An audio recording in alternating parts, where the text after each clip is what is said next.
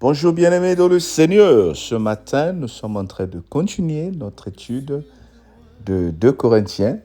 Je m'excuse, hier j'ai dit 2 Romains. 2 Corinthiens, bien sûr, 2 Corinthiens, chapitre 10. Nous sommes sur le livre de 2 Corinthiens, chapitre 10. Et il a 18 versets, nous voulons lire tout le chapitre. Nous lisons donc au nom du Seigneur. Si tu as ta Bible, dis j'ai ma Bible. Et si tu n'as pas la Bible, quand tu rentreras à la maison, tu pourras lire. Ou si tu es à la maison, tu suis avec moi, s'il te plaît. Je lis au nom du Seigneur. Moi, Paul, je vous écris par la douceur et la bonté de Christ.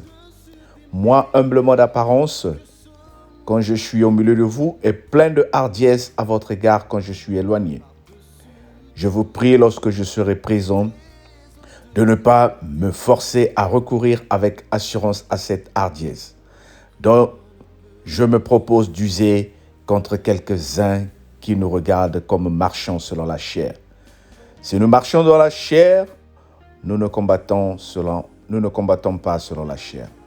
Car les armes avec lesquelles nous combattons ne sont pas charnelles, mais elles sont puissantes par la vertu de Dieu pour renverser des forteresses. Nous renversons les raisonnements et toute hauteur qui s'élève contre la connaissance de Dieu et nous amenons toute pensée captive à l'obéissance de Christ. Nous sommes prêts aussi à punir toute désobéissance. Lorsque votre obéissance sera complète, vous regarderez à l'apparence si quelqu'un se persuade qu'il est le Christ, qu'il se dise bien en lui-même que comme il est le Christ, nous aussi nous sommes le Christ. Et quand même je me glorifierai un peu de l'autorité que le Seigneur nous a donnée pour votre édification et non pour votre destruction, je ne saurais en avoir honte, afin que je ne paraisse pas vouloir vous intimider par mes lettres, car dit-on que ces lettres sont sévères et fortes, mais présent en personne, il est faible et sa parole est méprisable. Que celui qui parle de la sorte considère être présent. Nous n'osons pas nous égaler à nous comparer à quelques-uns de ceux qui se recommandent eux-mêmes, mais en se mesurant à leur propre mesure et en se comparant à eux-mêmes et le manque d'intelligence. Pour nous ne voulons pas nous glorifier hors de toute mesure. Nous prendrons au contraire pour mesure les limites du partage que Dieu nous a assigné de manière à nous faire venir aussi jusqu'à vous. Nous ne dépassions point nos limites comme si nous n'étions pas venus jusqu'à vous. Car c'est bien que jusqu'à ce que nous sommes arrivés avec l'évangile de Christ, ce n'est pas hors de toute mesure. Ce n'est des travaux d'autrui que nous glorifions, mais c'est avec l'espérance. Si votre foi augmente de grandir encore davantage parmi vous, selon les limites qui nous sont assignées, et d'annoncer l'évangile au-delà de chez vous, sans nous glorifier de ce qui a été dans les limites assignées à d'autres. Le verset 17, que celui qui se glorifie dans le Seigneur, car ce n'est pas celui qui se recommande lui-même qui a approuvé, c'est celui que le Seigneur recommande. Amen. Une très belle lecture. Si vous avez remarqué, depuis que nous avons commencé les enseignements que nous sommes en train de faire, j'ai bien dit qu'il faut voir les Écritures dans leur contexte historique, géographique et biblique. L'apôtre Paul, aujourd'hui, est en train de parler de sa dureté, qu'il pouvait sanctionner, qu'il pouvait mettre à la discipline. Et il dit que quand je suis avec vous, je suis calme, je suis un homme qui se comporte d'une manière très calme. Mais loin de moi, mes paroles sont sévères avec vous. Et il n'exclut pas l'idée de la punition, l'idée de sanctionner. Et toutes ces choses-là, quand vous regardez bien, bien-aimés, ça marchait facilement avec l'Église ancienne. À l'époque où l'Église était l'entité dominante, à l'époque où l'Église avait un certain pouvoir sur la vie des gens. Aujourd'hui, dans nos groupes de prière, dans nos églises, si nous prenons des sanctions sévères, si nous prenons des disciplines, si nous sanctionnons des gens tout le temps qui vont avoir des mauvais comportements, mais nous allons les renvoyer dans le monde parce que aujourd'hui l'homme a le libre choix de venir à la prière, de venir à l'église ou de partir. Voilà la différence. L'apôtre Paul pouvait se taper le luxe de parler comme il vient de parler sur le chapitre 10. Mais aujourd'hui, ces choses-là ne sont pratiquement plus de commun accord. Pourquoi ? Parce que l'Église n'a plus cette place-là qu'elle avait dans la société. Cela ne veut pas dire, bien aimé, que je suis en train de dire qu'il n'y a pas la discipline dans les églises. Alors ici, en introduisant ce que je viens de dire, je suis en train de rappeler à toutes les personnes qui nous suivent qu'il doit avoir un règlement partout où nous sommes. Voilà pourquoi dans les sociétés où nous sommes, vous voyez les panneaux qui disent « rouler à 30 km à l'heure, rouler à 20 km à l'heure ». Et si vous dépassez, la police va vous sanctionner. La police va vous enlever les points. Vous pouvez même aller en prison. Il y a des coins où on a dit qu'il ne faut pas faire ceci ou bien il faut faire cela. Et nous respectons cela. Nous honorons cela. Au travail, il y a des coins où on dit il ne faut pas fumer. Dans les lieux publics, il y a des coins où on dit il ne faut pas fumer. Et nous respectons cela. C'est la même chose, bien-aimés, partout où nous sommes. Il faut sortir de cet esprit de liberté, libertinage. Nous sommes censés parfois vouloir être dans un milieu où personne ne doit nous dire qu'est-ce qu'il faut faire. Nous voulons nous comporter comme nous voulons. Et souvent, quand on nous fait des reproches, ça ne fût tellement que nous pensons qu'on est en train de nous dicter une certaine conduite et la meilleure solution, c'est de partir. Alors, bien-aimés, la rébellion, le manque de discipline n'est pas d'un bon chrétien. Il faut qu'il y ait la discipline partout. Pour ceux qui sont avec nous dans la cellule, par exemple, le noyau avait décidé qu'à partir de maintenant, nous allons instaurer une certaine discipline pendant nos moments de prière. Oh bien-aimé, dans ton église, il y a des lois qui sont là. Dans la cellule, il y a des lois qui sont là. Le culte, on a dit, commence à 9h. Toi, tu arrives à quelle heure? La séance commence à 22h. Toi, tu arrives à quelle heure? Si tu as une raison valable, en tout cas bien-aimé, comme je suis en train de dire ici, ne te sens pas culpabilisé. Peut-être que tu as d'autres activités. Peut-être que tu as un groupe où tu vas d'abord partir avant de venir. Si tu as une raison valable, ça c'est très bien. Mais qu'est-ce que je suis en train de vouloir dire? Notre Dieu est un Dieu d'ordre.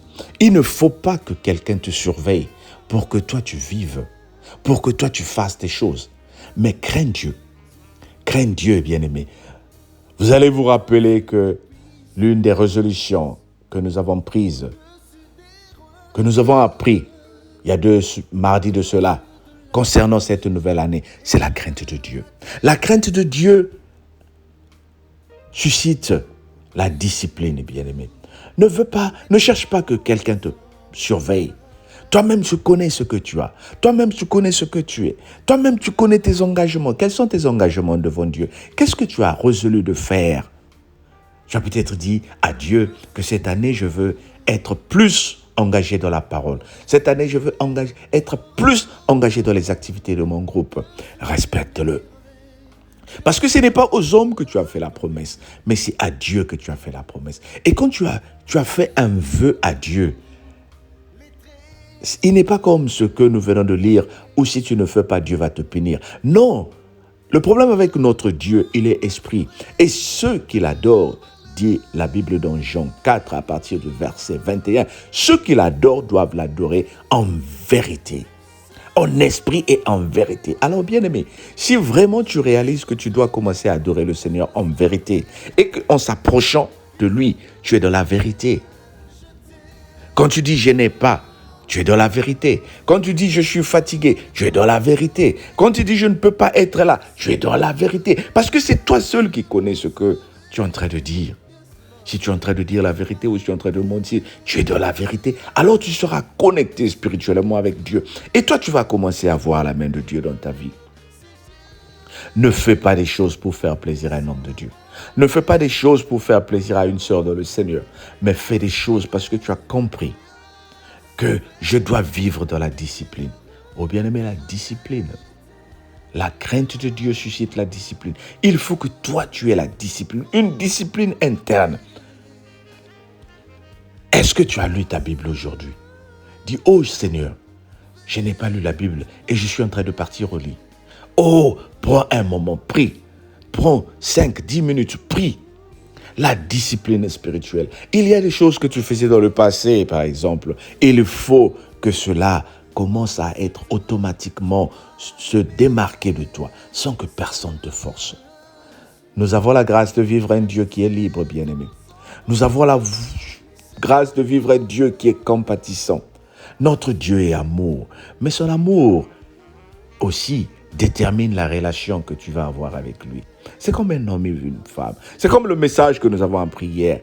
Plus tu donnes, plus tu reçois. Plus tu donnes de ton temps, plus le Seigneur te donne. Plus tu donnes de ce que tu as, le Seigneur aussi te donne, bien-aimé, dans la sincérité et dans la vérité. Alors, bien-aimé, je t'encourage à vivre cette vie de discipline. Oh, dis avec moi, je serai discipliné. Discipline-toi, bien-aimé. Ne cherche pas que les autres te disent, quand tu es dans un milieu, ferme le micro, arrête le bruit, attention. Non, bien-aimé, c'est à toi de dire. 30 minutes avant la prière, par exemple pour ceux qui prient en ligne, 30 minutes avant la prière, dis aux enfants, papa va prier, maman va prier. Allez-y vous coucher, ferme les fenêtres, ferme la porte, reste dans un endroit calme. Sois discipliné, bien-aimé, sois discipliné. Le Seigneur, tu vas voir, va te surprendre dans cette discipline. Quand tu vas à l'église, sois discipliné, ne somnole pas, écoute la parole de Dieu. Oh, es-tu parmi ceux qui somnolent quand le pasteur commence à prêcher? Mais tu peux passer à côté d'une parole prévue pour toi. Sois discipliné, ordonne-toi et que le Seigneur te bénisse. Que le Seigneur te bénisse. Que le Seigneur te bénisse. Passe une très bonne journée au nom du Seigneur. Amen. Partage la vidéo. Sois discipliné, sois engagé. Sois engagé, partage la vidéo et que d'autres personnes soient abonnées. On se dit à demain. Entre-temps, passez une bonne journée sous la direction de notre Dieu. Amen.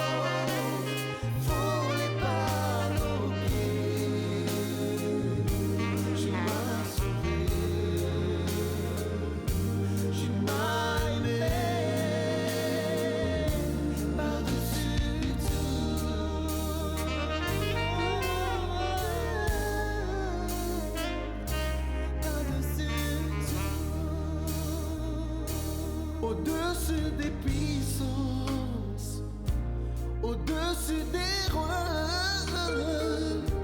au-dessus de la nature et de la création, au-dessus de tout, les plans des hommes sages, bien avant le monde, tu existais.